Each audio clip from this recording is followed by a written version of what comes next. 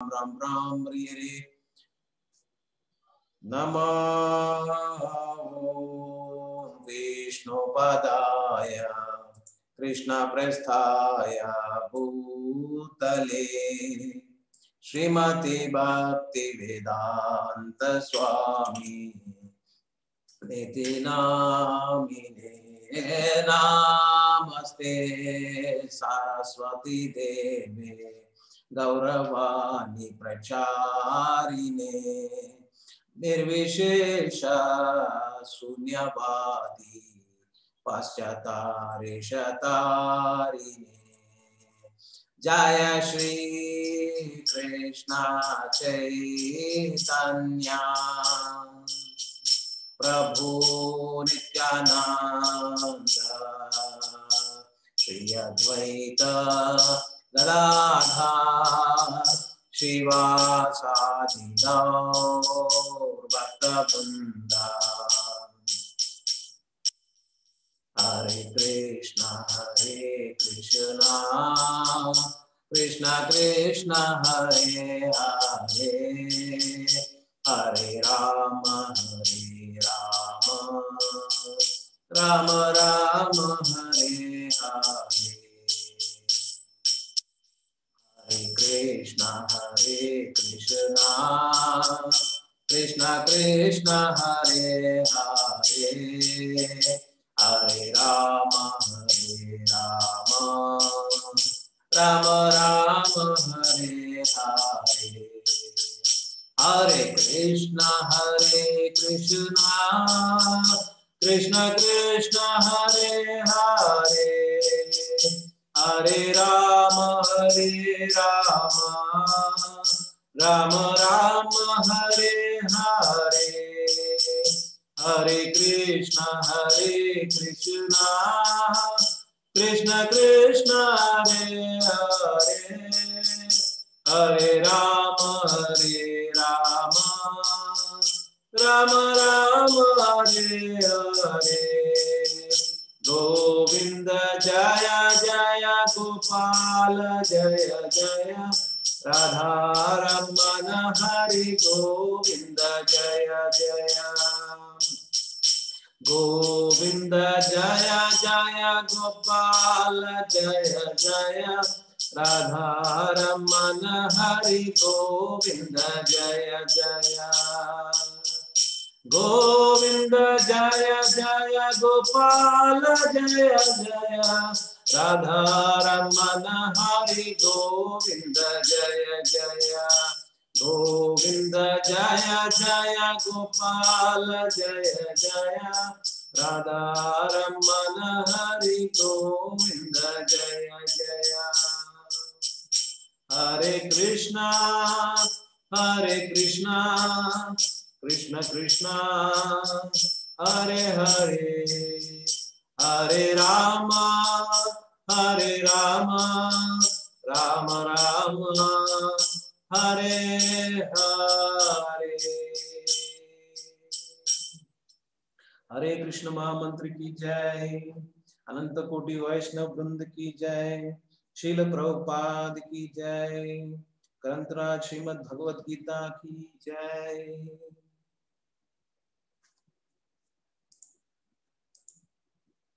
ओम अज्ञानतिमिरन्धस्य ज्ञानाञ्जनशलाकया चक्षुरुन्मिलितं येन तस्मै श्रीगुरवे नमः। श्रीचैतन्यमनोभीष्टं स्थापितं येन भूतले स्वयं रूप कदा मह्यं ददाति स्वपदान्तिकम्। वन्देऽहं श्रीगुरुं श्रीयुतापदकमलं श्रीगुरु वैष्णवांश्च श्रीरूपं साग्रजातां सहगण रघुनाथान्वितं तं सजीवं साद्वैतं सावधूतं परिजनसहितं कृष्ण चैतन्य देवं श्रीराधा कृष्ण पादान् सहगण ललिता श्री विशाखान्वितांश्च। हे कृष्णा करुणा सिंधु दीनबंधु जगत्पते गोपेशा गोपिका कांत राधा कांत नमोस्तुते तप्त कांचना गौरांगी राधे वृंदावनेश्वरी वृषभानुसुते देवी प्रणमामि हरिप्रिये वाञ्छा कल्पतरुभ्यश्च कृपा सिन्धुभ्य एव च पतितानां पावनेभ्यो वैष्णवेभ्यो नमो नमः। जय श्री कृष्ण चैतन्य प्रभु नित्यानंद श्री अद्वैत गदाधर शिवसदि गौर भक्त वृंदा हरे Krishna Krishna Krishna Hare Hare Hare Ram Ram Ram Hare Hare.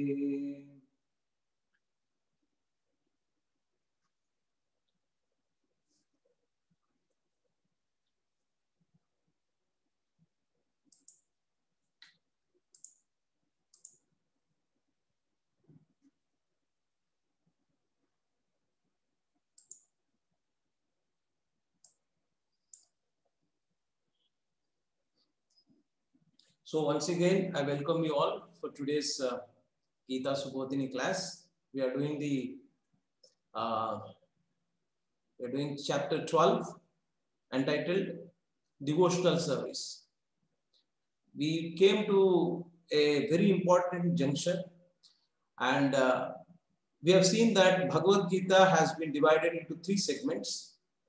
One is the Karma Yoga, first 6 chapters. Next is Bhakti Yoga, and next 6 chapters is the Jnana Yoga part. So we are going to complete the Bhakti Yoga part of the second segment of Bhagavad Gita. Now, you may ask, if Bhakti is the topmost and that is what Krishna is saying, then what is this Jnana and Karma going to do? These 2 sections, Jnana and Karma, through Karma, how you can come to Bhakti is what Karma Yoga is dealing with. Through Jnana, how can I come to Bhakti is what Jnana section of Bhagavad Gita is dealing with. So ultimately the culmination is Bhakti Yoga, and today's chapter, Devotional Service, is the culmination of that particular activity that you are going to do. And that because our constitutional position is rendering devotional service to the Supreme Lord. And so this is a vital chapter for all of us. And so very important chapter. So let's discuss very quickly. So what is the overview about this chapter? So the first section, this particular chapter is acronymed as God, God, aptly given the acronym to remember God, God, and G stands for Godhead. And here Krishna is in the first 7 verses, Krishna is trying to establish that personal form of the Supreme Lord is more important, and that is what we all need to take up to as part of our devotional service, that we need to worship the personal form of the Supreme Lord instead of impersonal form of the Supreme Lord. And Krishna also emphasizes that you have some progressive stages in dealing with your devotional service or worshipping the Supreme Lord. So what are those progressive stages is what he is going to elaborate. And though progressive stages could mean that he starts from lower to higher, but in here he is starting from the personal form of worship, the Bhakti Yoga as the topmost, and then comes down to the other ways of worshipping. So that's the second options that we have. Options from 8 to 12, he gives you what all options you have. But again, he establishes that the topmost is Bhakti Yoga. And the next section, devotee's disposition. Here, he describes about the transcendental qualities that a devotee has when he comes into this devotional, when he starts doing devotional service and he becomes a devotee. What are the transcendental qualities that he can acquire? And there are 35 qualities that Krishna describes here. and he basically he likes to see these qualities in the devotees, but at the same time, it is not an artificial way that you need to get any of these 35 qualities. But in the purport, Srila Prabhupada mentions that when you do your devotional service, especially when you do your chanting, when you do your follow the 4 regulative principles and do your devotional service, then automatically these qualities will start coming to you. There is no need for you to do any extra effort for this. But why does Krishna then describe all this? It is always good to know, and sometimes in a mechanical way also, you need to know that in this kind of situation, how should I really behave? So that kind of a mechanical way also, if you do, it is also good to some extent, because suppose give an example of in a turmoil situation where you are really in a stage where you are not able to keep your head cool. So how you can become equanimous in that kind of a situation where you take things in the right perspective? That is one quality, equanimity. So equanimity is what? One quality. So if you know it, in that situation, you will remember, Krishna told me that you need to be equanimous in this. At least that will help. But you don't have to do an extraneous effort to imbibe those qualities. Once you start chanting, once you start following the 4 regulative principles and doing your devotional service, automatically these qualities will come to you. Okay. So again, while we were discussing, I just came across one particular story about what was there in the Bhagavatam. We all know that story probably. A lady, a fruit vendor lady, she comes and comes to Krishna's home in Vrindavan, and she wanted to sell these fruits. And there, that time there was only barter system. Her mother Yashoda Mata used to take the fruits, and she used to give in turn some milk or ghee or some grains. Usually grains they used to give. So that was the barter system. Now Krishna also runs and comes and wanted to imitate his parents. So for that matter, if the fruit vendor lady wants to give the fruits, so he gets a handful of grains from the home and wants to give it to the fruit vending lady. Now what happens is that Krishna is so small, and whenever he goes there, tries to get some fistful of grains. While he is running and coming, reaching the fruit vendor lady, the grains are dropped in between, and hardly any grains are there. So he runs back again and tries to get it. So this endeavor, was seen by this fruit vending lady, and she says, Krishna, you don't have to give me anything. Come and sit in my lap, and just tell that once call me as mother, and I will give you the fruits. Then Krishna calls her as Maya. Mother means Maya. So, and she's so happy that she takes all the fruits in her basket and everything she gives it to Krishna, and Krishna takes it. And as a reciprocation, when Krishna leaves, all her basket is now filled with all germs and diamonds and with gold ornaments. So much it is filled. And now this is where people stop telling the rest of the story. And I was thinking that how is that this is similar to Karma Kanda? Like you also go to a temple and or some pray to Supreme Lord, and you give some fruits or flowers, and in turn he gives you something. It's kind of a karma kanda. So how is that it has taken place? This particular story has taken place in the Bhagavatam, which is the ripened fruit of the spiritual literature. Ripened mango fruit, you can also say. So how tasty it is. So how is that? Then the rest of the story, what happens is that this lady with joy, she goes to the forest and she dumps all that ornaments there, she picks up the fruits again, and she comes and start doing that service of selling the fruits in the streets. So the devotees, you see that the devotees are indifferent, or they do not have, they're indifferent to the Kanchana and Kanch. So basically there is no difference for them whether it is a pebble or a gold. So they just wanted loving devotional service that they can render to Krishna. So that is what made her the place of this story come into Bhagavatam. So the moral of the story goes is that basically we also should do devotional service, unalloyed devotional service. That is what happened to Dhruva Maharaj.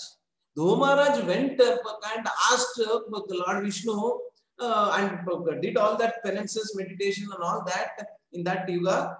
So to get what? He wanted a bigger kingdom than his great grandfather. So that was the material desire he had. But once he saw the Supreme Lord, and all his material desires got vanished.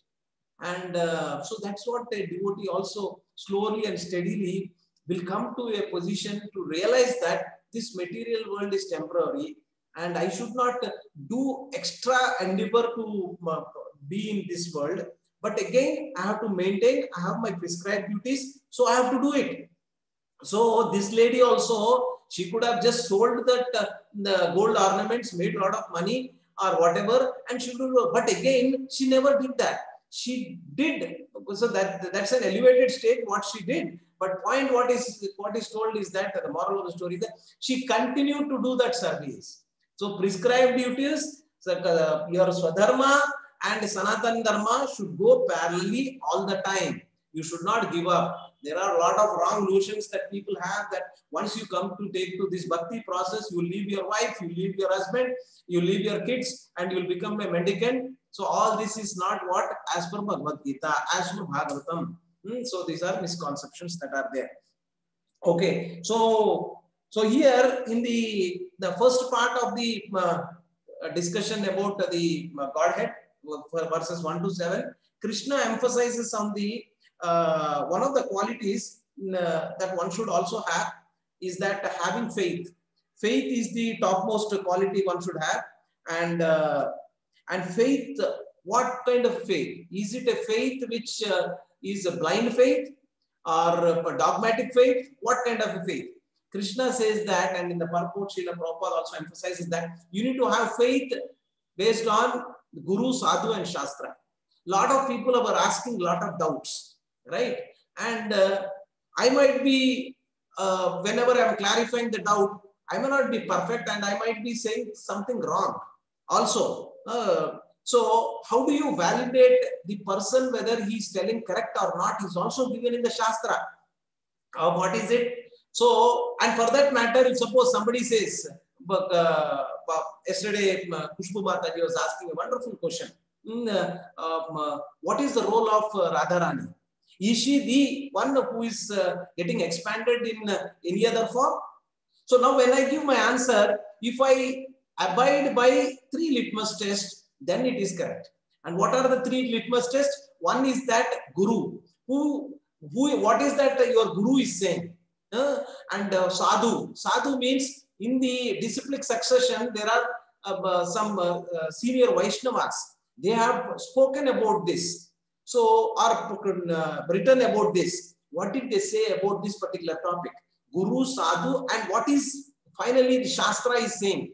You need to do a litmus test of all the 3. Then come to a conclusion that, yes, this what is told is correct. So that way, we are not getting the, so unnecessarily we are not getting the wrong information going into, and we are following the wrong way. So always, that's what Krishna here tells, that you need to have faith. And what kind of faith? Faith on Guru, Sadhu, and Shastra. Okay. And Krishna also emphasizes that faith in knowledge one should have. So without knowledge, faith is just dogmatic. So that knowledge comes from Guru, Sadhu, and Shastra. So and that is what it also means, that we need to make, so most of the time we say, you need to make a educated decision. So here Krishna says that make an educated faith one should cultivate. So that's what is emphasized. Okay. Excuse me.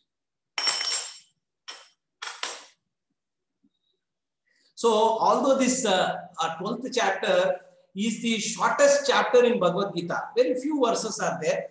It contains essential wisdom which warms the heart of the reader. So that essential core is what is there as in this particular chapter. Okay. So this chapter, which is entitled as Devotional Service, discusses the path of devotion. Okay. The stages one may undergo to achieve it and the qualities of a devotee who has perfected it. All three aspects is what we just now mentioned is discussed. And God, we all know, he means the supreme controller. But in this chapter, we gain an insight into more cherished aspects of God's personality and his disposition to the devotees who is fully in love with him. So that is what we will be able to see in this particular chapter. So let's quickly connect to the previous chapter. Okay. So here in chapter 11, Krishna has shown the, somebody is putting something on the chat. 15th chapter, Yoga of the Supreme Person or something. Okay.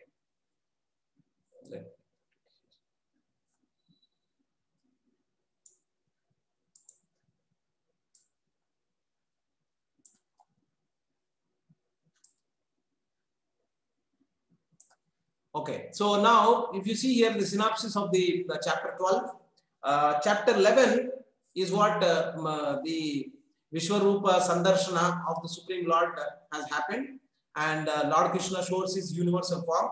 Arjuna gets attached to the personal two-handed form, not even to the four-handed form, but only to the two-handed form. He has shown three: universal form, four-handed form, then two-handed form.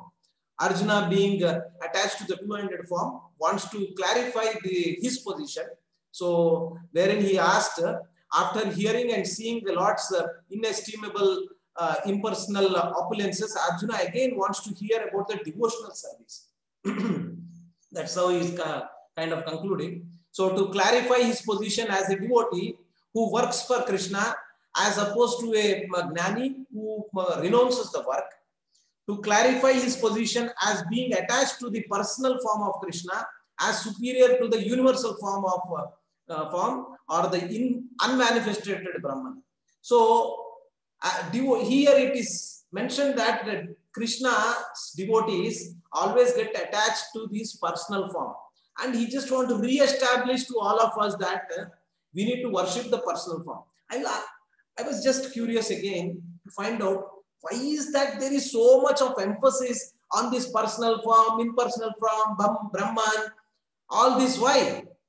Can somebody tell me why is that Krishna is so much emphasizing on this? You could have just told, yes, you have just worship my personal form. That's the ultimate. Why is all this so much emphasis is done and so much of confusion brought into the market, saying that you can worship the unmanifested personal form of the Lord in the Paramatma form or in the Brahman form? Why all this confusion? Why? Anything that strikes your mind? Why is that Krishna is so much emphasizing? And if you see in Bhagavad Gita, so many chapters have been dedicated for describing the others also, not just the personal form. Yeah, anybody would like to comment, please? You can unmute and also mention if you have anything to say.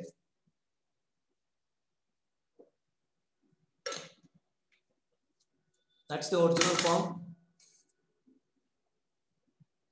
Hard to attract all kinds of people towards it. Yes, that's also correct. Ashok Prabhu, that's correct. And Gangadhar Prabhu, yeah, the same chapter for Krishna says it's hard. Yes, that's true. Yeah, absolutely correct. Thank you. Yes. Yeah, so you can go through the recording of Aditya. You can go to the recording of chapter 11, so that summary will also be described there. Okay, so now Now, why Krishna is emphasizing on the other aspects are giving options for others, we'll discuss in detail now. One of the things why he gives you is that he wanted everybody who's all coming in whatever way to mercifully, he's giving options such that they can reach him. Ultimately, they have to come. But this way, it is difficult way, but still you have chosen that you wanted to go through a different, difficult way and not so easy way, but you have chosen, so he's giving you an option to come to him that way also. So the example that we have told earlier is that, so suppose Krishna, we have a building where 80 floors are there, and you wanted to go through to the 79th floor, and you have an option to go through the staircase or through a lift. So the lift is the personal way to go to reach Krishna and the Bhakti Yoga, and the others are also there. But again, you may get distracted. You may not be able to endeavor so much while you are doing it. One major difference between these two paths. What is that major difference? Can somebody tell me? One last inputs from you, and then we'll get started. What is the major difference between these two paths? Major difference from the devotee perspective or the aspiring devotee perspective. Yeah, please. No. What is the major difference? The major difference. Market mark. Ah, very nice. Sridhar Prabhu. Sri. Okay. Sririt. Okay. So basically, you are depending upon your own endeavor in the other mark, like coming through jnana or karma, or for that matter ashtanga. You yourself are doing that endeavor and you are trying to reach there. But in this case, not your endeavor is there, but major is that you are depending upon mercy of Krishna and depending upon Krishna. Here, hardly you are depending upon Krishna or the Supreme Lord. In the fag end, you might, but again, in this process, you are only depending upon your endeavor to reach your ultimate goal. So that is the major difference. So in this context also, if you see why Krishna is giving you all these different, this thing is that though we are told so many times that bhakti is the ultimate and bhakti marg is the ultimate, but we are not ready to accept. Because that rebellious nature still is dormant and it is not ready to accept Krishna as the Supreme Personality of Godhead. Please note this. Still, in me also, in every one of us also, we have not accepted Krishna as the Supreme Personality of Godhead. So, and that is the reason why Krishna is trying to give you so much emphasis that bhakti is the ultimate, bhakti is the ultimate. Please take up to devotional service, please take up to the other marks are there, but again, it is not, it's like a loving father telling the kid, though he is not following his instruction, but keep on repeating. So that is the loving nature that Krishna has got. Okay. So, yeah, with that, we'll get started. Krishna should be in the center place. So he should occupy. See, whatever we do in the earlier chapters, we have seen that Krishna is saying, whatever you see, you should see that I am there in that. He told so many things. When I see a sun, you should see that sun rays are coming because Krishna is there. And that's because Krishna said in Bhagavad Gita also, I am sun, I am moon. In all the, what do you say, all the stars, I am the moon. Somebody was saying, why Krishna is saying that moon is a, what do you say, star?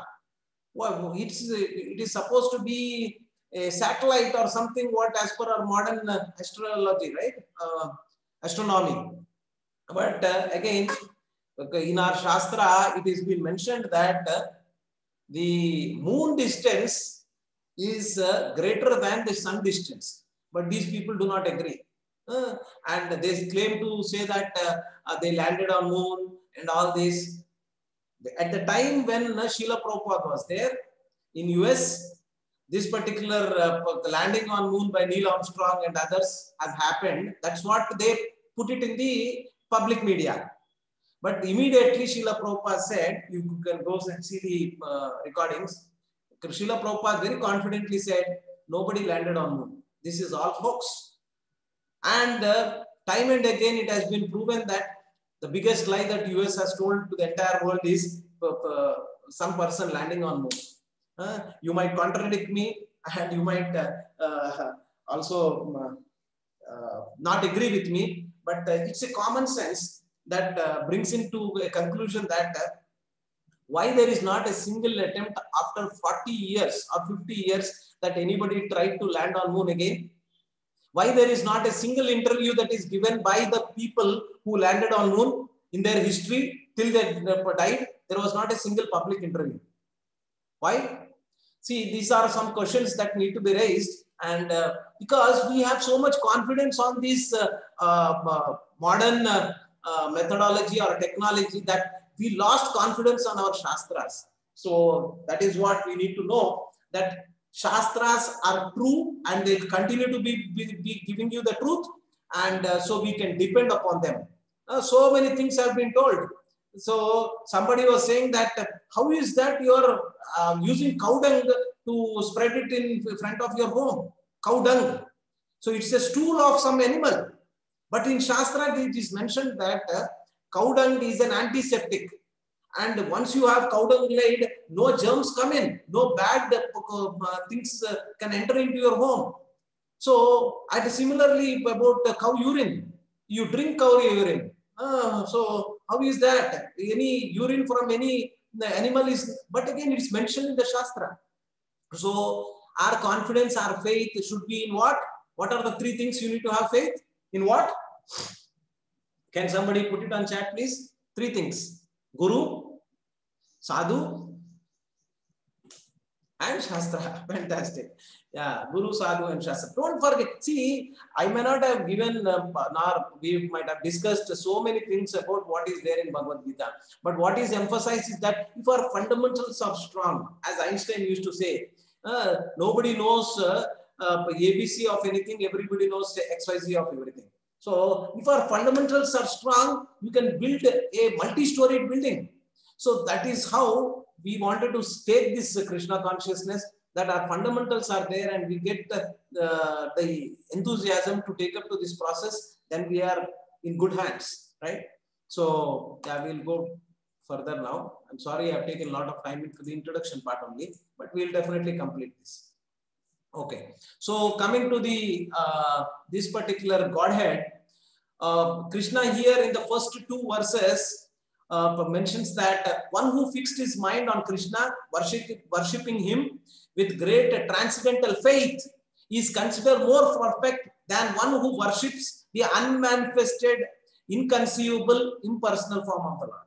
So, transcendental faith. So, he emphasizes on the faith, and based on what we just mentioned, it should be based on Guru, Sadhu, and Shastra. That's the first two verses he discusses. And the next two verses, 3 to 5, worshippers of impersonal make advancement only with great difficulty. Understand that it is with great difficulty you will be able to get that the advantage of making it to reach your, you might definitely reach, but again it's with great difficulty and you might be lost in between, you might get distracted, so many things can happen.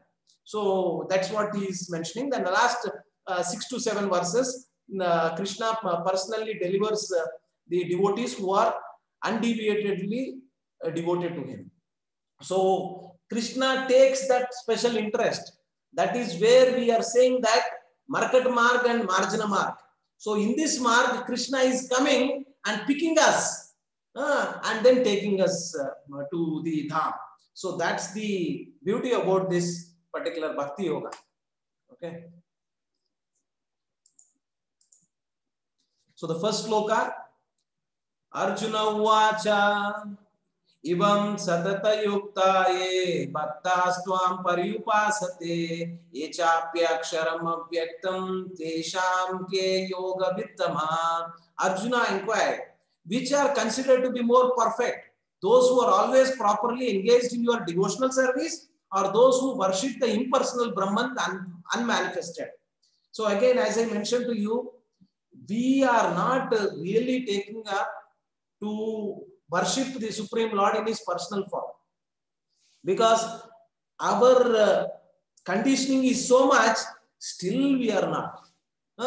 So Arjuna, behalf of all of us, he's trying to emphasize once again and reinforce in us, saying that this is what we need to do. So see, if you may ask, no, I am not really worshipping the impersonal form of the Brahman. Why so much I should be bothered? If you are not worshipping, first of all, the personal form of the Lord, if you are doing something else, that would be only impersonal Brahman. See, so that is how you need to see. There are two things. One is that either you are serving or worshipping Maya, or you are worshipping Krishna. When you are worshipping Krishna, again categories are, you might be worshipping the impersonal form or the unmanifested form, or finally you wanted to worship the personal form of the Lord. So Krishna is emphasizing that, first of all, from these two categories, instead of worshipping or serving the Maya, which is what we are doing out of the 24 hours, we are only serving this body or serving anything related to this body. So he's saying that at least come here. Once you come here, again he's saying that worship my personal form. Don't get distracted in the other ones. Okay, please remember this. Very important, very simple truth. But if you can realize and put it into practice, life will transform, life will change, and you will experience that Satchidananda. Okay, one other thing Krishna also emphasizes, that the other forms of worship, impersonal Brahman and unmanifested Brahman worshipping, whatever is there you can go to Sat and Chit form only. The Ananda you will not get in these two worshipping. So finally, if you have to come to the final stage of taking up to devotional service, because you cannot retain there forever, because you do not have Ananda. And your soul is always asking for Ananda. So this worship, personal form of worship and going to Supreme Lord, is this way is the best way. Arjuna's question again, personalist and impersonalist. That's what is emphasized here. Two classes, and Arjuna is always worshipping the impersonal form. That's what we discussed. He is emphasizing once again. Conclusion of every chapter in Bhagavad Gita is finally taking us to the only one thing. Second chapter, if you take, living entity is spiritual spark. Spiritual absolute truth is spiritual whole. Okay, sorry. Let me just. Living entity is spiritual spark. Absolute truth is spiritual whole. Okay. Soul and super soul. Aham Brahmasmi, they say. There are people who interpret in the wrong way. Aham Brahmasmi. Brahma means Supreme Lord. So I am also Supreme Lord. And they also give the evidences saying that in this particular body there is a super soul. So I am also that super soul. So it is there with me. So that this kind of misinterpretation is there. But Parabrahma is different than Brahma. We are Brahmans, Chota Mota Brahmans. But again, Parabrahma, the Supreme, is Krishna. Supreme Brahman is Krishna. So again, in the 6th chapter, it is emphasized that Bhakti Yoga is the best of all yogis. Bhakti yogis, and living entity is part and parcel of the whole. Recommends one to transfer his full attention to the whole, because we are part and parcel of the whole, and we are not complete unless and until we go and be part of that, right? So, but that doesn't mean that we lose our identity once you go there. You will continue to have your individual identity, and coexist in that dham, along with doing what? Doing devotional service. With the whichever rasa you are getting attached to, with that rasa you will be doing your devotional service. Anyone who thinks of Krishna at the time of death at once goes to the spiritual sky, to the abode of Krishna. That's what Krishna emphasized so much on the 8th chapter, if you see. Only way to have association of Supreme Personality of Godhead is through devotional service. That's what is getting re-established, established so many times.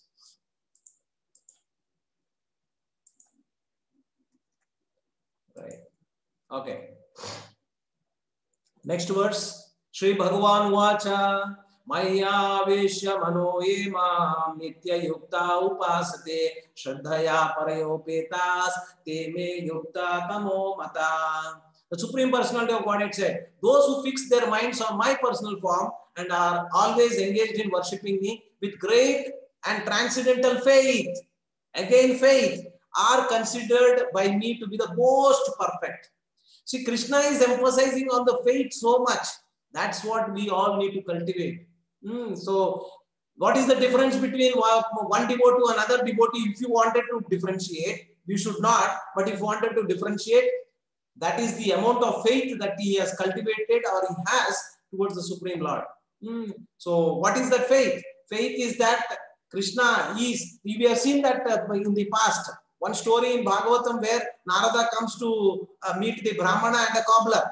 So, the difference between these two is that the cobbler had complete faith on the Supreme Lord. So that is the one that, not that whether you are able to tell 700 slokas of Bhagavad Gita and complete Bhagavatam, you can tell, they don't become sahajiyas. So you need to be cultivating that faith. That's the core. Okay. So here, why most perfect? So why Bhakti yogis are most perfect? Fix their minds on my personal form. That's one reason.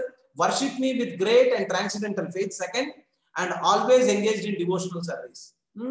Worshipping me in one way. That's what. So these are the reasons why they are the ultimate and perfect among any other worshipping people. Okay. Actions in Krishna consciousness.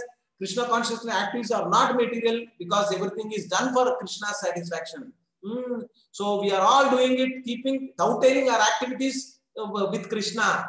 So I go to office. How I can dovetail that when I go to office, I can dovetail it with Krishna. Just think about it. You can make that activity also Krishna conscious. I have a family. How can I make it this grihastha life as devotional activity? Or how can I dovetail it with Krishna? So everything can be Krishna conscious and everything can be Krishnatized. Like as they tell in Christian parlor, baptized, you can do Krishnatized. Every activity can be Krishnatized. Okay. So that's a pure devotee is in full samadhi because his constant engagement, whether it is chanting, hearing, cooking, or any other activity you are doing, you are dovetailing with Krishna. You are doing it for Krishna's sake. Okay. So big sloka, but let's get the so we can complete it. But those who were fully worship the unmanifested, that which lies beyond the perception of the senses, the all-pervading, inconceivable, unchanging, fixed, and immovable, the impersonal conception of absolute truth, by controlling the various senses and being equally disposed to everyone, such persons engage in the welfare of all, at last achieve me. So what it is told here is that if you wanted to take up to the other process, other than the personal form of you don't want to worship, then he's saying that also you can do. But again, what are the characteristics you need to imbibe or you need to get such that you can reach me? That's what Krishna is saying. The first is that the characteristic of impersonal conception of absolute truth, it is unmanifested, beyond the sense perception, all-pervading, inconceivable, unchanging, fixed, and immovable. So much you need to put endeavor to understand this particular concept of the absolute truth. That's very difficult. And how to worship the unmanifested? By controlling various senses, as this person is doing, controlling all his various senses, by being equally disposed to everyone. That means you do not have any enemies like that. Be engaged in welfare of all. So whatever activity you are doing it for the welfare and good for all. So, but again, he says that difficult for any common man. So that's the reason. But still you are interested. But this mark is there.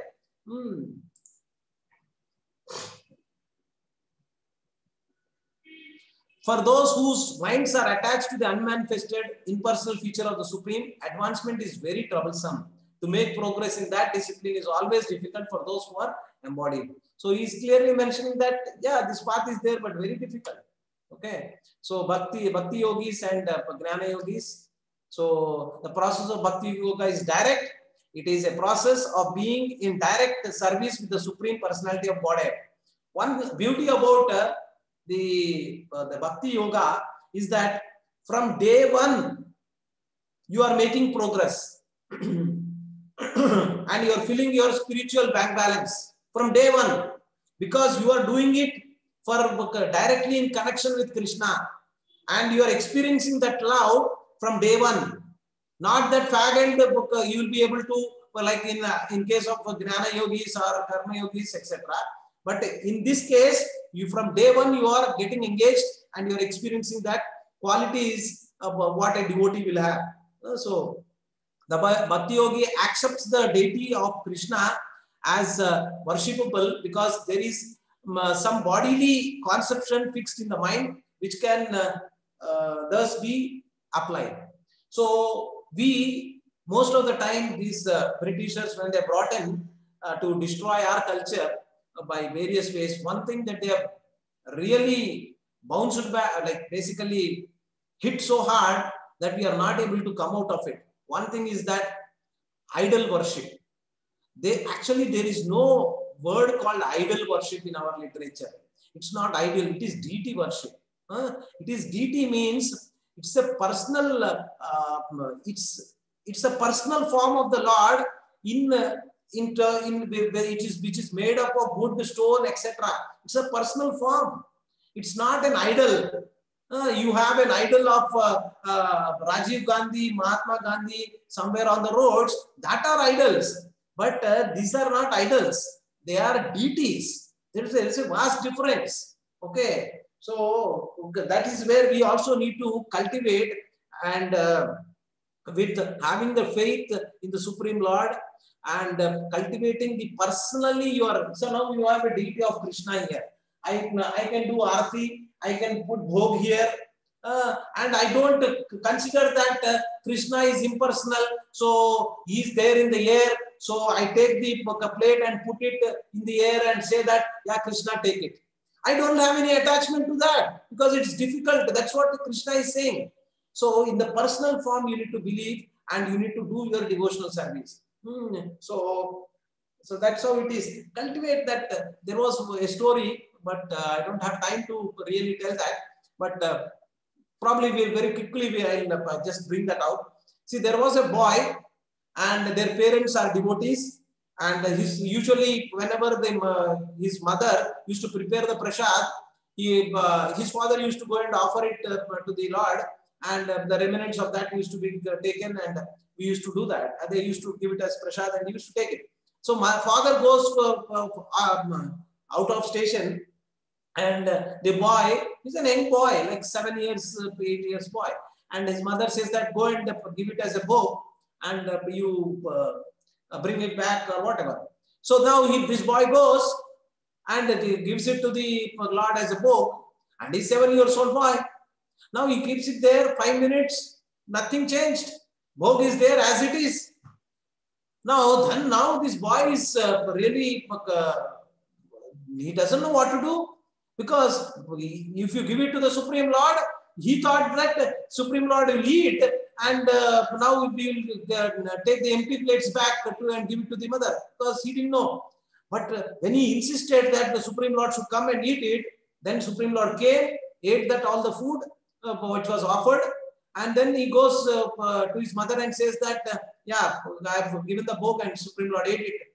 My mother was surprised and said, maybe this boy is, my son is lying, because how can that be? So then again, second day also the same thing. And after that, his mother complains to his father, his father, saying that this is what this person, our son is saying.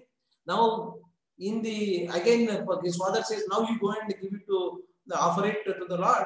Then he does, and he sees that from the backside, that really Supreme Lord has come and taken the prasad.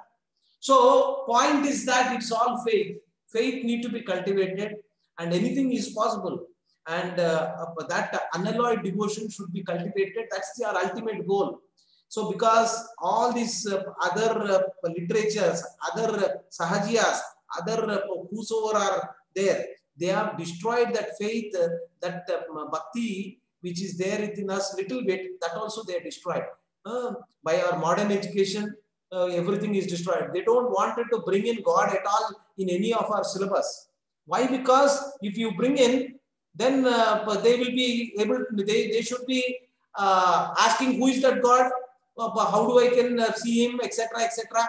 Again, they have to depend upon Vedas, and they are not ready to do that. So I am sorry I have taken more time here. So the the path of impersonalist is troublesome and very difficult. That's what is established. But advantage to the personalist is that they can simply chant the Hare Krishna, follow the 4 regulative principles, and do devotional service. Devotional service is that you, whatever you are doing it for the satisfaction of Krishna. That's what devotional service is. Well, I'm remembering Krishna, I'm not forgetting Krishna anytime. So that's what devotional service is. And you can definitely reach your final goal. And for every individual living entity, the practice of Krishna consciousness, which entails full engagement in devotional service. If one wants to ignore this devotional service, there is a danger of turning to atheism. So if you do not take up to this, you will become an atheist. That danger is there. So most of the time we are like a cat on the wall. Whether we are ready to go to becoming or saying that I am a devotee, and we are also at some point of time, if things wanted in that way, then I will put my atheistic hat. So become a devotee, 100% devotee is what we want, aspiring and wanting. Deity worship is what we prefer to do, because that's the Vedic way that you can get attached to Krishna. And see, when we are a child, when we are children, so we used to do that. But slowly and steadily, because of our modern education, we lost that faith. Ask yourself, when you were a kid, how much you used to pray to the Supreme Lord, and understand that Krishna, our Supreme Lord, is in the deities that you are, they are at your home. But slowly, because of this modern education and getting attached to this material world, you just got rid of the little bit of faith that you had. So to re-establish that, what you need to do? Yes, please. What you need to do to establish that faith? One last question to all of you. Can you put it on chat? What we need to do to re-establish that faith and to develop that faith?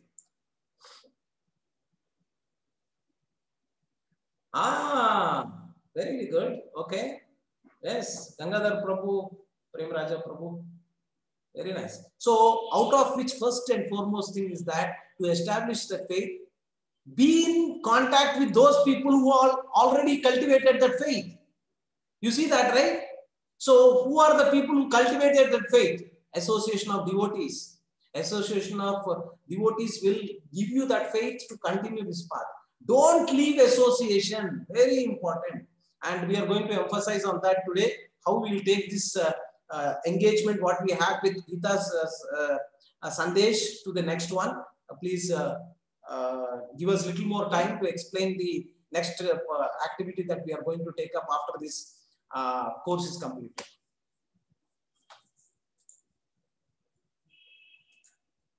Okay, the conclusion of Bhagavad Gita, simply chant Hare Krishna, highest perfection of Krishna, and to go to supreme destination easily and happily.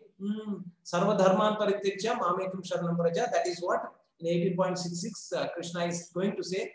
Take shelter of the supreme omnipotent Godhead Krishna. Omnipotent meaning that Krishna is there everywhere. That only thing is that you need to have that you need to put that kind of anjana where you can see Krishna everywhere, not with your material eyes but with transcendental eyes. So the next one, options. Here quickly Krishna emphasizes on the progressive stages of devotion. Progressive stages which starts from the highest to lowest in that sense. First is saying that mind fixed on Krishna, result will live in relationship with Krishna. So manmana manbhakto. So that is what, always think about me.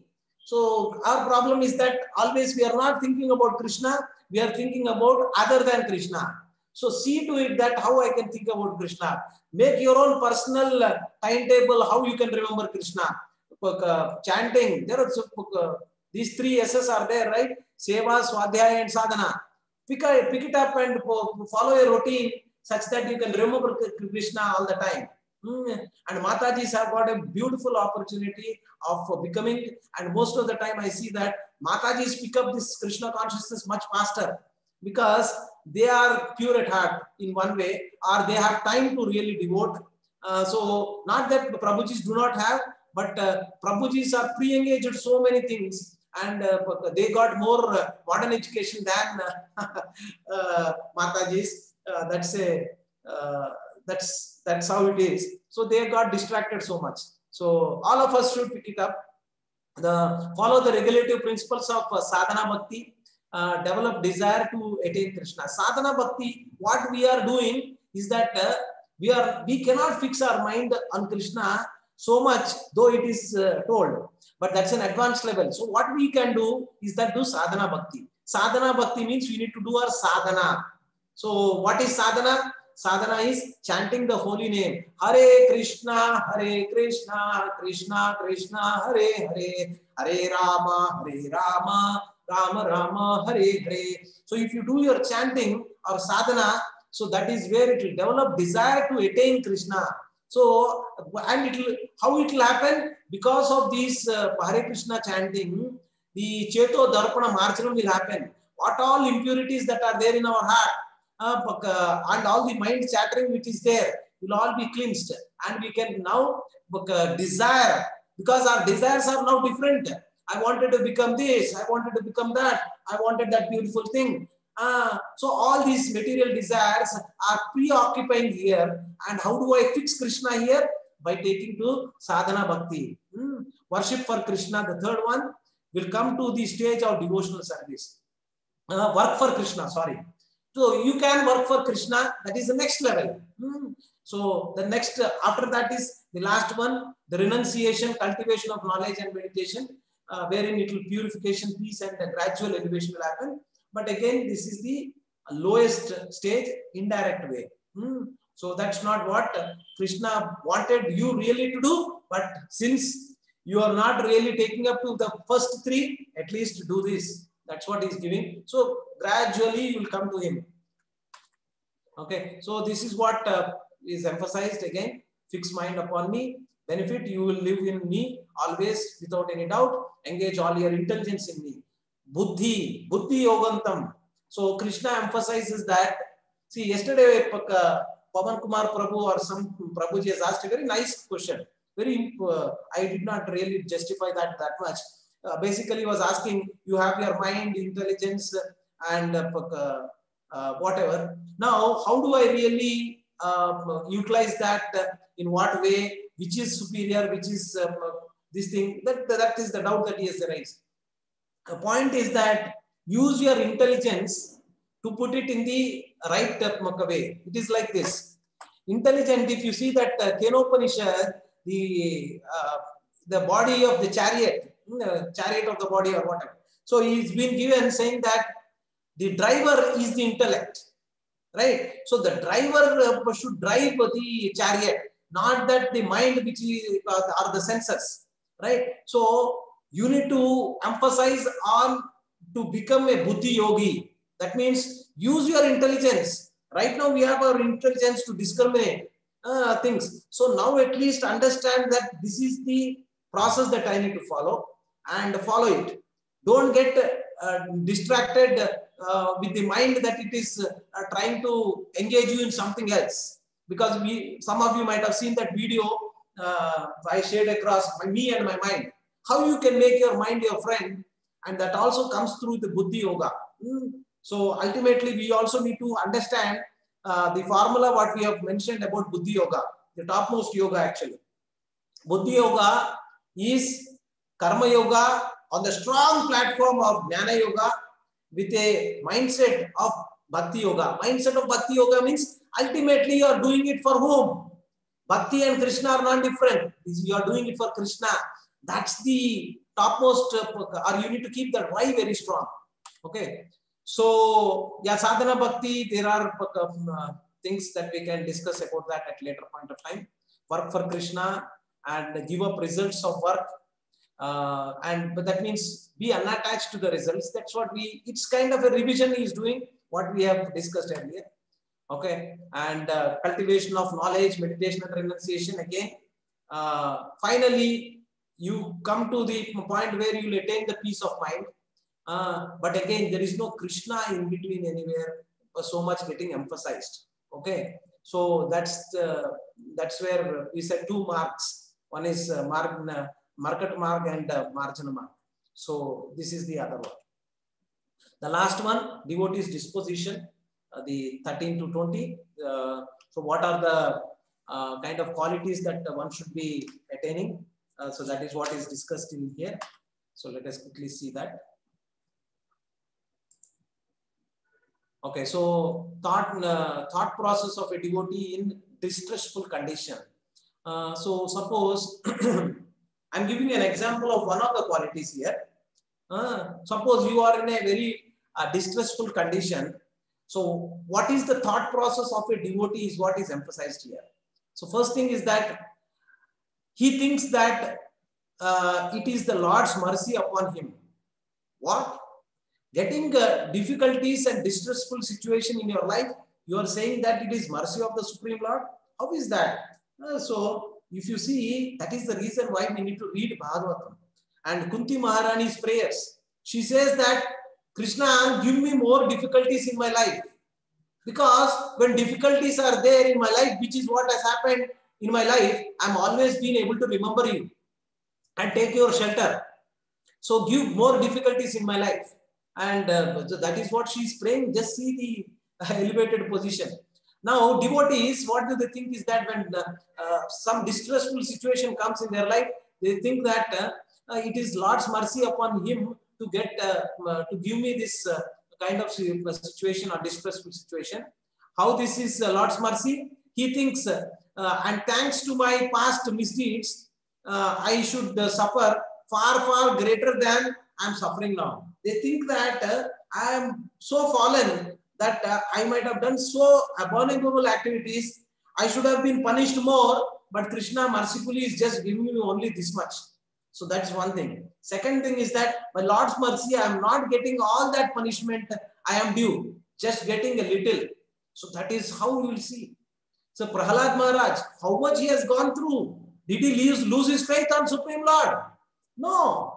Okay. So just understand that the faith is so strong in these devotees and they are taking everything positively. That Krishna, anything you can happen only with your permission only. So this difficulty has come because of your permission and I am obliged to take it up and I have no regrets for whatever difficulties are coming in my life and thank you very much. They are thanking. Just see the situation. Instead of cursing the Supreme Lord, like I've seen one movie long time back where Amitabh Bachchan, he's a atheist, Diwar or some movie, and he comes to the fag end of the movie where he comes to the temple and rings the bell. Bhagwan, tum ho ki nahi? Are you there or not? So he is not, because so much difficulty has come in his life. So he is questioning whether you are there or not. At least he has come. So there are 4 kinds of people who come to Krishna. He mentioned one is distressed person come to Krishna. At least that way he is coming. That is also good. He thinks this person is acting as my enemy due to my own past misdeeds. So it is better to suffer than to protest. So these people are humble in that kind of situation also. So though they do not have any animosity against the other person who is giving those difficulties also. So this is the elevated position of a devotee, that they take into account that anything is happening because of Krishna's arrangement only, and everything is because of Krishna's arrangement. Okay, so what is the result of the thinking this way? He is always calm, quiet, patient, despite many distressful conditions. So these are some of the qualities that will come to you, not by force or by some other means. When you take up to this process of Krishna consciousness, you will imbibe all these qualities. Artificial endeavor is not required. But again, being cognizant that this is how devotees have endured, or they have maintained their calmness in this kind of a distressful situation, it will always give us that boosting that yes, this is also possible and I can also become that. Nor is he anxious of anyone or disturbed by their behavior or become his enemy's enemy. He becomes eligible for liberation. So we do not have any animosity. Again, there are so many stories from Bhagavatam how people have reacted when somebody has cursed them. Even though that is not their mistake, they have cursed them, and how did they react? Parikshit Maharaj, he is the emperor of the entire world. One Brahmana cursed him. How did he take it? This is Krishna's arrangement. Immediately he left all whatever, given up everything and sat for listening to Bhagavatam, Srimad Bhagavatam. Okay, and same thing with Prahlad Maharaj. So that is what they never causes distress to others. And he did not even curse his father for giving so many difficulties. In turn, in the end, when the Lord appeared, then asked something. I'm so happy. I can give you some benedictions. Then Krishna, Prahlad said, no, I don't want anything. Since you have appeared before me, what more I want? That's enough. You have given me devotion. That's enough. But again, when he insisted, he says first thing. He says that my father has, because of the animosity, he has gone against you. Please give him liberation. Please give him mukti. So just see, a person who has tried to kill you, you are saying that please benefit him. So that is the kind of qualities that a devotee will cultivate. Okay, and unaffected by material emotions again, and dearest of all, one who makes Krishna as the goal of his life. So Srila Prabhupada, if you see, he went and spread this Krishna consciousness without any preconceived notion that I am an Indian. This all should be only be limited to Indians. I have the national spirit. No, he is dear to all, and a devotee is dear to all, and he has given this Krishna consciousness, the love of Krishna, to spread it everywhere, all over the world. So that's the greatest example in front of us. They follow the imperishable path of devotional service, make Krishna as their supreme goal of their life, completely engage themselves with faith. Faith is what is coming again and again in this particular chapter, if you see. Okay, so that is where we end today. We have discussed about the Godhead, and we need to worship the Supreme Lord in his personal form. And what are the options that we have while we are worshipping? Krishna talks about the topmost is bhakti. So follow the personal form of worship, and the devotee's disposition. What are the qualities, characters? There are 35 characters, 35 qualities that was discussed in this particular chapter that the devotees will cultivate. So if they follow this, whatever we are doing, like chanting the holy name, and following the 4 regulative principles, and doing the devotional service, then we will get all those qualities. No extraneous endeavor is required. Okay, so with that we end today, and I thank you all for giving this wonderful opportunity.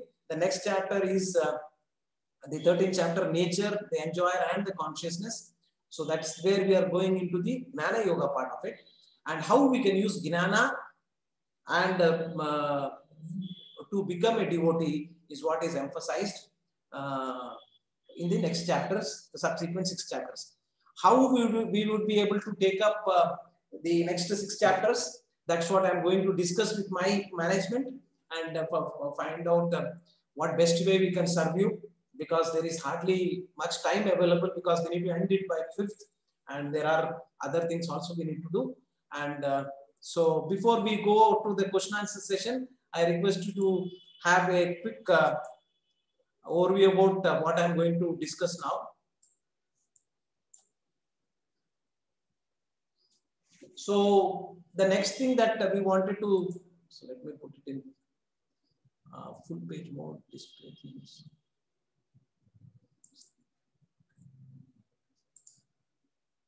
Okay, so this 18-day course Gita Sandesh will complete on 5th.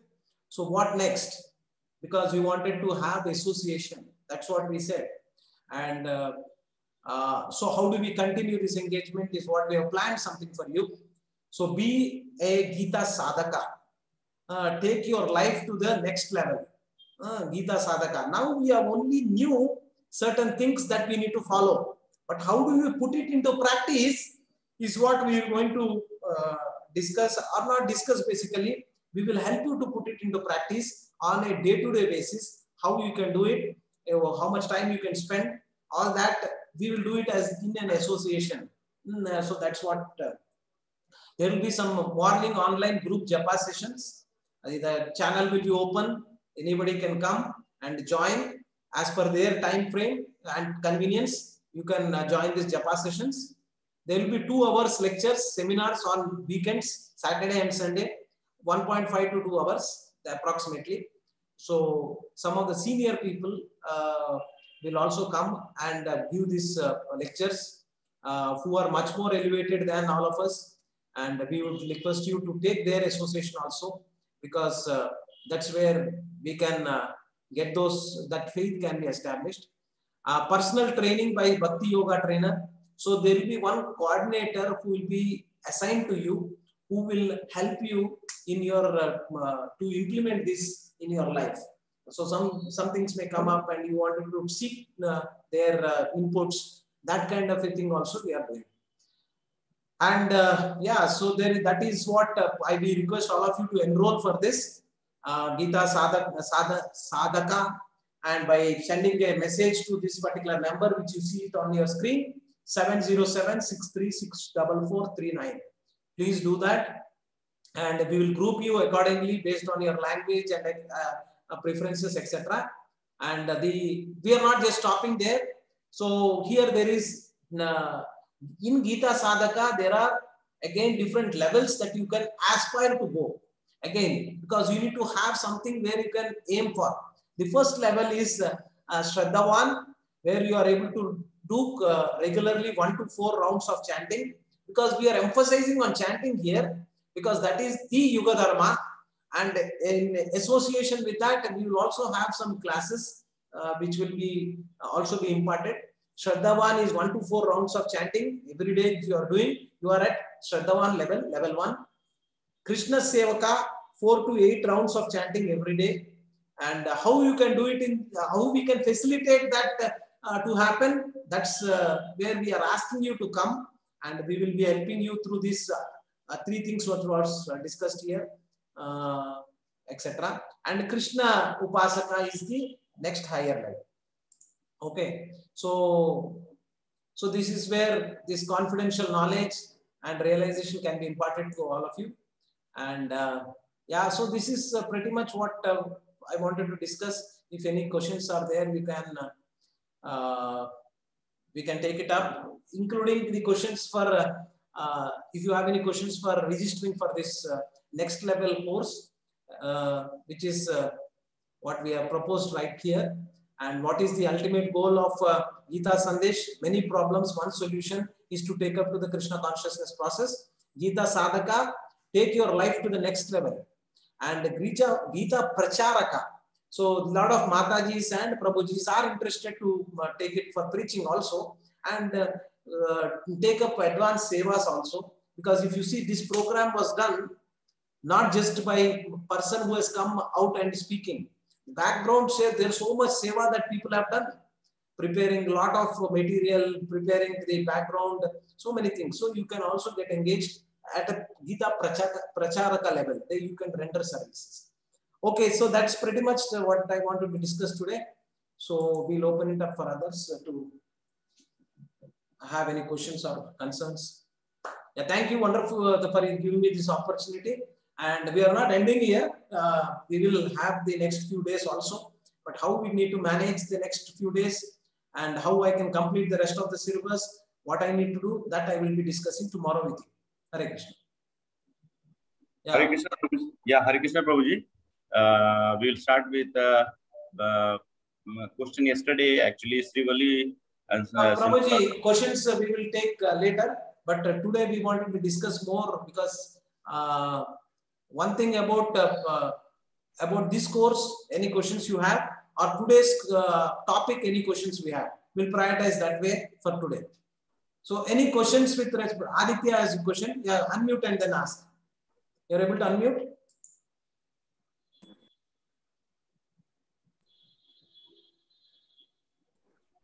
Yeah, go ahead, bro. Sir, how to do that Gita Sadhaka course, sir? How to enroll? No. How to enroll? Enroll. There is one number that I just told you. No, I'll put it on chat one more time, and also I'll be putting this whatever pamphlet is there in the group, in the WhatsApp group, so you can get that number and you can send a message that saying that I wanted to register. Yeah, Prabhuji, I have already put that number on the chat message. Okay. So chat is one, and WhatsApp also we should submit to this whatever. Sir, in GitaSandesh.com can we keep us, sir? Repeat one more time. GitaSandesh.com is there, na, sir? Oh, there also they put. I maybe I need to check. But anyways, either that way, this way, we will be able to communicate tomorrow. What you need to do. Primarily, you can send a WhatsApp message to this number right now. Okay, and sir. That number will be available in your WhatsApp chat, where you can know what is that number. And sir, what we should keep, sir, to that number? What is what? What we should keep? What is just say that I am interested in this Gita Sadhaka course. Okay, please sir. Enroll me. That's all. Nothing much. Later on, we will interact with you in more detail. And you can also say that my language preference is English. Just say language English, and I wanted to join this course. That's it. Okay. Any other question with related to what we just now discussed with respect to the Gita Sadhaka as well as today's topic?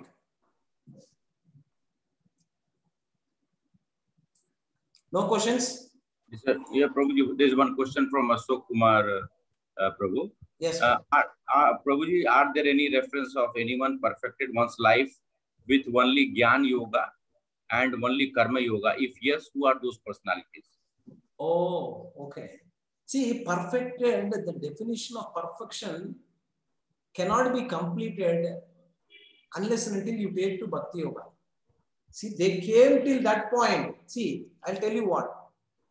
Now, from a realization perspective, a Gnana Yogi and Ashtanga Yogi, that's the next level. Ashtanga Yogi can come till Paramatma realization level. Okay. And a Gnana Yogi can come till Brahman level realization. They cannot go to the personal realization or Bhagavan realization, they cannot have. So, if you ask me, if somebody has gone through this path and achieved that, yes, they became an Ashtanga Yogi, and after that they took up to the Bhakti process. Finally, Bhakti process is the ultimate way to go to approach Krishna. There is no other way. Just with Ashtanga Yoga alone, you cannot get there. See, what has happened, what will happen is that if you go through Ashtanga Yoga process, your realization is that Paramatma is there in my heart and he is the Supreme Lord. But that's good. But next is that how are you able to engage yourself with the Supreme Lord? That's $1 million question. How do you engage? Unless and until you come into the Bhakti Yoga marg, you cannot personally engage with Krishna. With the Paramatma realization, how can you engage? Because my nature is to serve the Supreme Lord and be in the devotional service of the Supreme Lord. That cannot not happen with any other yoga process. But it is the penultimate stage. Just a little bit of effort, you can go till go achieve the come to the bhakti marg and then go.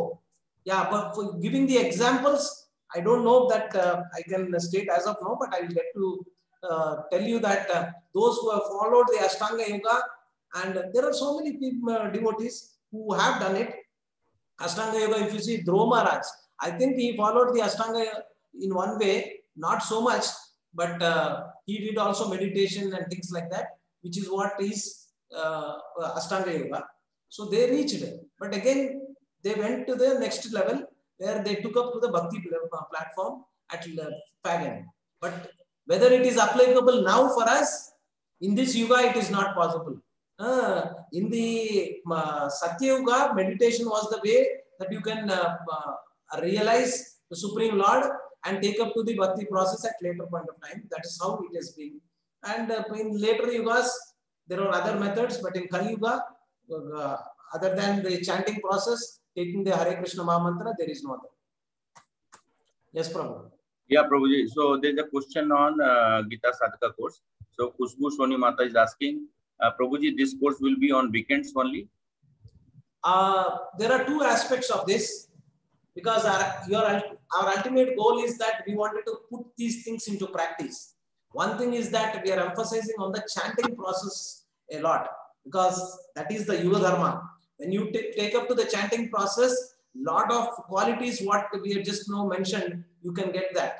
And Chaitanya Mahaprabhu says that chanting process is the Yuga Dharma also. And so every day you will have a session where you will be doing this chanting along with the other devotees online.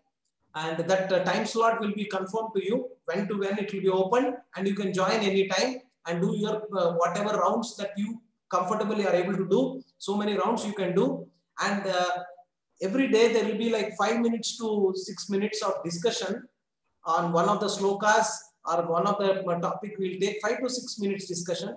Not discussion per se, we will be reading and we will be just inspiring you, giving that little bit of knowledge also in addition to the chanting. But major lectures wise will happen only on the weekend, Saturday and Sunday. We are planning to have that in the mornings time only. We will continue to do the chanting probably from 7 to 8:30 is what we are planning to have, that weekend lectures on various topics, including the advanced level topics where we can get more educated. So does it make sense, Kushbu Mataji? Any follow-up question you have? We are good? Okay. Yes, yeah. Prabhu. Yeah, Krishna Rao Prabhu, he has raised his hand. Please ask a question, please. Hare Krishna, Krishna Rao Prabhu. Very nice.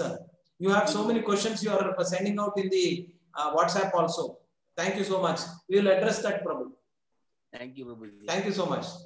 Gita Sadhaka for how many days course will be? Very good question, Prabhu. Till the time you go to Goloka. Our ultimate aim, see, I will tell you what. See, I don't know whether I should tell this example or not. ISKCON movement is like a mafia. Once you come in, you have so much of information, we don't want to leave you. That because we shared with you, like when you go and join a mafia, that person will not be allowed to go outside, leaving that. So in that sense, see, Prabhu, we wanted to serve you, Prabhu. And we do not have any ulterior motive at all. In whatever way, if you can become Krishna conscious and we take your association also, we also become Krishna conscious. That's what our endeavor. And we wanted your association. So we wanted to continue this Krishna Sadhaka. No, what I mean to say is that once this chanting process is taken and you are able to do it, these advanced level courses, whatever are there, you can join to other courses which are coming. So we will also be doing that. But this will be continued not with a deadline like that, because each one has got they come with their own baggage. how you can become a devotee. For you, it may take 2 years for you to come to whatever level. For other person, it may take only 6 months. We don't know. So there will be one person who will be always be with you, who will help you in your endeavor to take you to the next level. So yes, bro. Earlier, Yes, I Prabhu. went to Bangalore. Yes. This contempt in Bangalore, we stayed. Then habits in Hyderabad also, I went once or twice. But I could not get the love of, means devotion towards Krishna. Now, of course, I'm little getting attachment. Earlier, I was not having that, means when I visited that ISKCON, or just like that, but not with the devotion. Yeah. Thank you, Prabhuji. We are very indebted to you for enthusiastically participating, and wonderfully you ask questions, Prabhu. I am so much happy. I am not so much perfect, but still, because of your enthusiasm, I am able to render this service. And thank you. Please continue to ask those wonderful questions and take up to this Krishna consciousness process and continue to give your association. Thank you, Prabhu. Hare Krishna. Yeah, Hare Krishna, Prabhuji. Megha Shukla Mataji has requested Gita Sadhaka course comprises of chanting and association. Does it also have Swadhyaya and Seva element? Yes. If you see the whatever I've shown you the pamphlet, you will also get to render sevas. If you want, I can just show it to you one more time. Just give me 1 second. If you see here, exciting volunteering seva opportunities. You able to see? So this is the core, because seva should be there. Because your sadhana you are doing, seva you are doing, swadhyaya you are doing. So all three should go parallelly. So we will help you, Mataji, for sure. And a lot of volunteers are required. And we request all of you to take up to this seva process and become a volunteer. Yes. Thank you, Mataji. Yeah. Khushbu Soni Mataji, you have raised your hand. You can ask your question, please. Yeah, can you remove my spotlight? Okay, got it. Yes. Go ahead, Prabhu.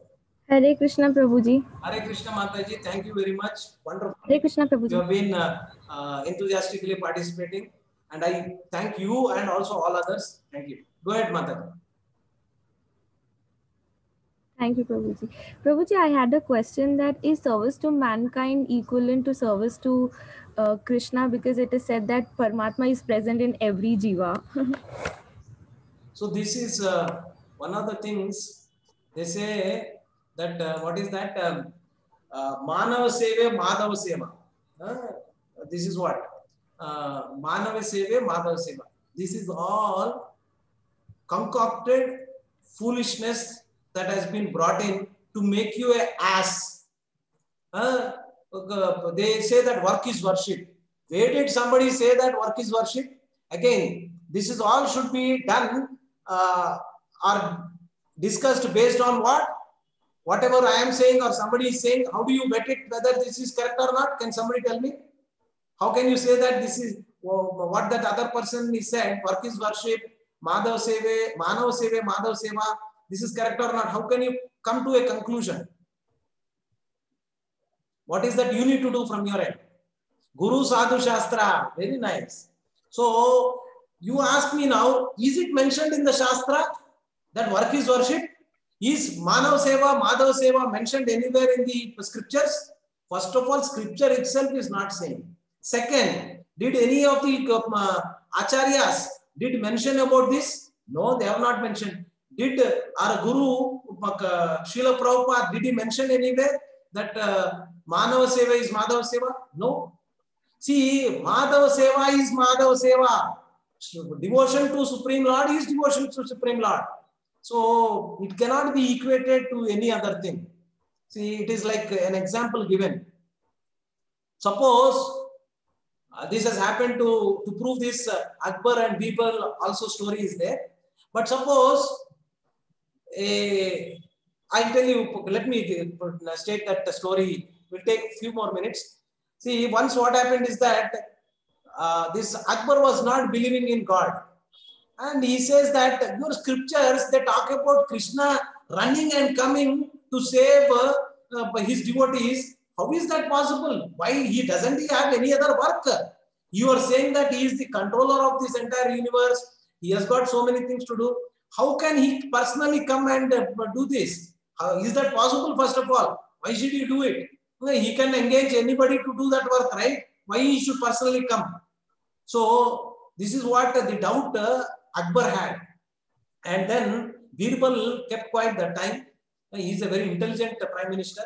So he arranged in such a way that Akbar can really get that knowledge practically. So they were going in two boats. In one boat, Akbar was there. In the other boats, his sons were there. One of the son, Birbal, what he did is that he made a kind of a statue or whatever, wherein he just drops it in the that particular water while they were traveling. Both of the boats were traveling, and he announced that to Akbar, your elder son he is gone into the water, and we need to save. Immediately, Akbar jumps into the water to save his son. Then, after knowing that it was not his son, but it was an arrangement to tell him something, then Birbal said that, why is that you jumped into the water? You should have, there are so many soldiers, or immediately you could have told any of us, we should have gone and we should have saved him. Why should you personally go? So, because the love that is there towards his son made him to personally come and do it. So, similarly, Krishna comes in our life. If you just become or take that Krishna conscious process, you will experience that Krishna is in your life. He is coming, and that all will come slowly and steadily. Answering your question, Krishna's service to Krishna is Krishna's service only. But how will you engage others is again dovetailing with Krishna. I wanted to help others. Somebody is poor, so then he's not having anything to eat. I can give him Krishna Prasad. So that I can do. So that he can become Krishna consciousness person. Why? Because if suppose somebody is drowning in the water and you go and take his shirt and whatever, and they say that yes, I saved this person, that is foolishness. You need to save the person, not the shirt. So this is an outer covering that is there, and actually you need to save the soul.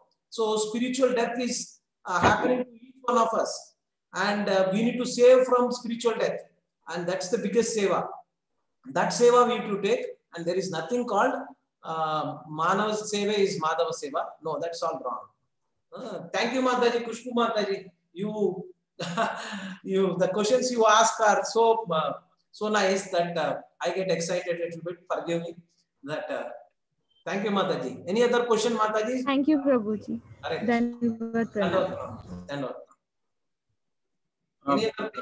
No, Prabhuji, there are no other questions. So I remember that there were many questions asked by Krishna Prabhuji, Chandrasekhar Prabhu, and other Prabhujis also, and some questions by Kushbu Mataji which are not addressed.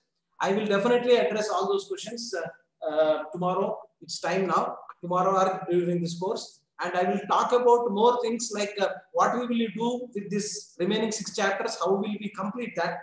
That also I will be able to tell you tomorrow. Hare Krishna, Dandavat Pranam. Would any devotee like to volunteer to do short kirtan? Those who have not done so far, could come up please. Anybody would like to do? Those who have not done kirtan? Mora, Vikas Prabhu, Nilesh Prabhu. Any other devotee would like to? Nobody? Please. Okay, practice later. But now Kushbu Mataji wanted to do kirtan for short kirtan. Yes, Prabhu. Go ahead, Mataji. Hare Krishna, Krishna Krishna, Hare Hare, Hare Rama, Rama Rama, Hare Hare. Hare Krishna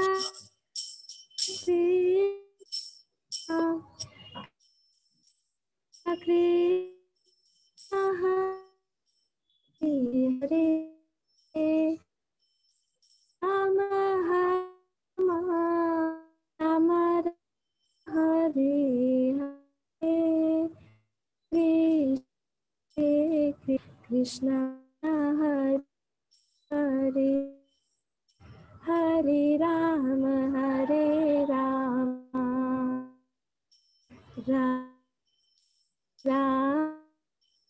Hare. There's some network problem, Mataji. We are not able to. Hare Krishna. Okay, so there was some network problem. We couldn't really hear. There was some disconnects in between. But again, very nicely you chanted the holy name, Oh. Mataji. Hare Krishna. So Thank you, Prabhuji. I thank you all of you for joining today. See you all tomorrow. Be safe. Dandavat Pranam. Srila Prabhupada ki jai. Ananta Krishna Kunj ki jai. Jai. Hare Krishna. Hare Krishna Prabhu. Dandavat. Dandavat.